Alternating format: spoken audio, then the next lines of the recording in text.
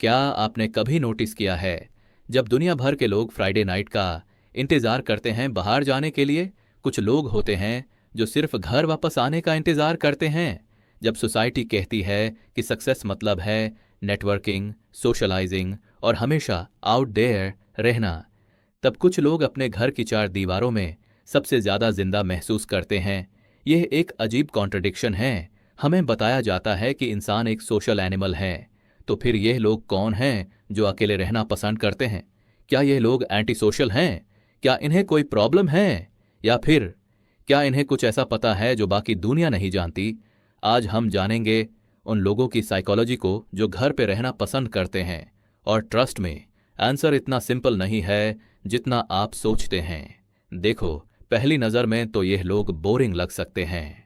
यार, फिर से प्लान कैंसिल कर दिया, हमेशा घर पे ही रहता है, कभी बाहर नहीं निकालता। लेकिन यहाँ पे जो चल रहा है वो बहुत ज़्यादा कॉम्प्लेक्स है, क्योंकि घर पे रहने वाले लोग एक्चुअली बहुत कुछ कर रहे होते हैं। वो रिचार्ज कर रहे होते हैं, वो अपने आप को वापस ढूंढ रहे होते हैं, वो उस नॉइज से बच रहे होते हैं जो बाहर की दुनिया कॉन्स्टेंटली क्रिएट करती है। और ये एक चॉइस है, एक कॉन्शियस चॉइस। साइकोलॉजी में एक कॉन्सेप्ट है इंट्रोवर्जन, लेकिन ये सिर्फ शाइनेस नहीं है। इंट्रोवर्जन मतलब है कि आपकी एनर्जी का सोर्स अलग है। एक्सट्रोवर्ट्स को एनर्जी मिलती है लोगों से मिलके, इंट्रोवर्ट्स को एनर्जी मिलती है अकेले टाइम से। तो जब एक इंट्रोवर्ट घर पे रहता है, वो लेजी नहीं है, वो अपनी बैटरी रिचार्ज कर रहा है। बट हियर्स द थिंग, घर पे रहना सिर्फ इंट्रोवर्जन के बारे में नहीं है, ये कंट्रोल के बारे में है, सेफ्टी के बारे में है और पीस के बारे में है। सोचिए, जब आप बाहर होते हैं तो कितनी चीज़ों पे आपका कंट्रोल नहीं होता। कौन आपको जज कर रहा है, कौन क्या एक्सपेक्ट कर रहा है, किस तरह का मास्क पहनना है, कैसे बिहेव करना है। लेकिन घर पे you are the king, you are the queen. आपके रूल्स, आपका स्पेस, आपकी एनर्जी। और यहाँ पे साइकोलॉजी का एक फैसिनेटिंग कॉन्सेप्ट आता है, इमोशनल रेगुलेशन। बाहर की दुनिया कॉन्स्टेंटली आपकी इमोशंस को ट्रिगर करती है। ट्रैफिक में गुस्सा, ऑफिस में स्ट्रेस, सोशल सिचुएशंस में एंग्जाइटी, एक्सपेक्टेशंस का प्रेशर। घर पे रहने वाले लोग ये समझ चुके होते हैं कि वो इन ट्रिगर्स को अवॉइड करके अपनी मेंटल पीस प्रोटेक्ट कर सकते हैं। यह सेल्फिशनेस नहीं है, यह सेल्फ प्रिजर्वेशन है। रिसर्च कहती है कि जो लोग अपने एनवायरनमेंट को कंट्रोल करते हैं उनका मेंटल हेल्थ बेटर होता है। और घर सबसे कंट्रोलेबल एनवायरनमेंट है। लेकिन यहाँ पे सबसे इंटरेस्टिंग बात यह है, साइलेंस को हम एम्प्टीनेस समझते हैं, लेकिन घर पे रहने वाले लोगों के लिए साइलेंस एक पावर है। जब आप अकेले होते हैं तब आप एक्चुअली खुद से कनेक्ट होते हैं।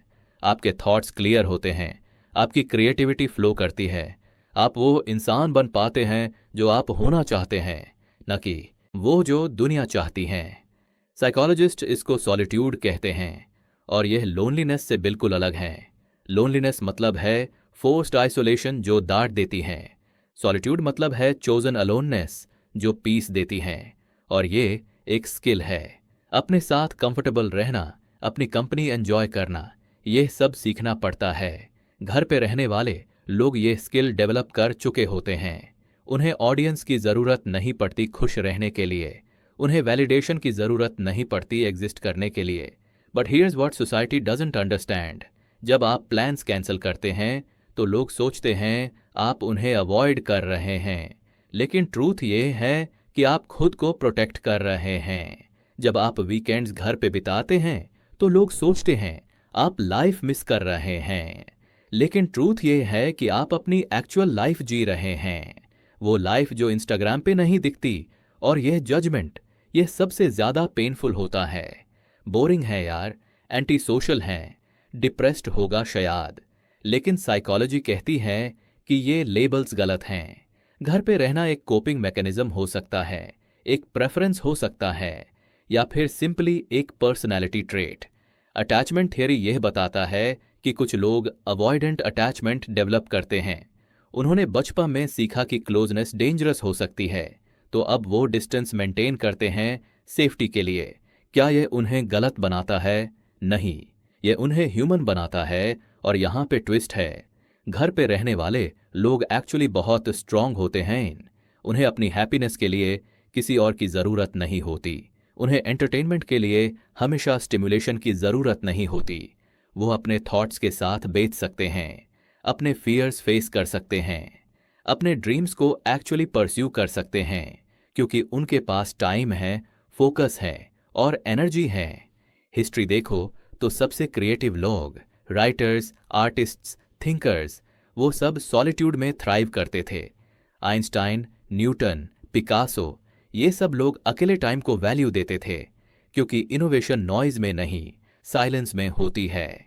लेकिन यहाँ पे एक इम्पॉर्टेंट बात समझनी है, घर पे रहना हेल्थी है जब ये चॉइस है, लेकिन अगर ये अवॉइडेंस बन जाए तो ये प्रॉब्लम है। अगर आप फियर की वजह से बाहर नहीं जा रहे तो ये एंग्जाइटी है। अगर आप ट्रॉमा की वजह से आइसोलेट हो रहे हैं तो ये हीलिंग की ज़रूरत है।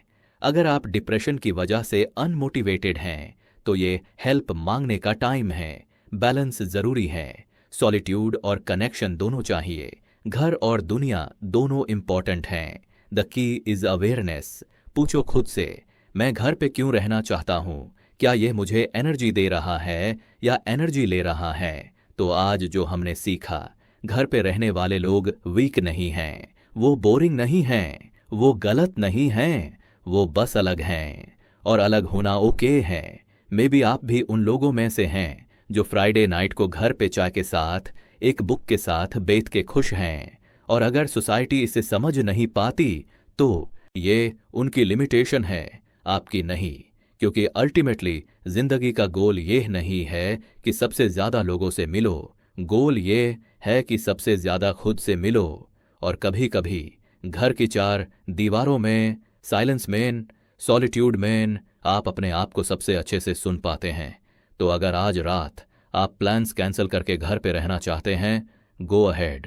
कोई एक्सप्लेनेशन नहीं चाहिए, कोई जस्टिफिकेशन नहीं चाहिए, क्योंकि घर पे रहना भी एक चॉइस है, एक वैलिड चॉइस, एक beautiful choice. And may be that's the real freedom.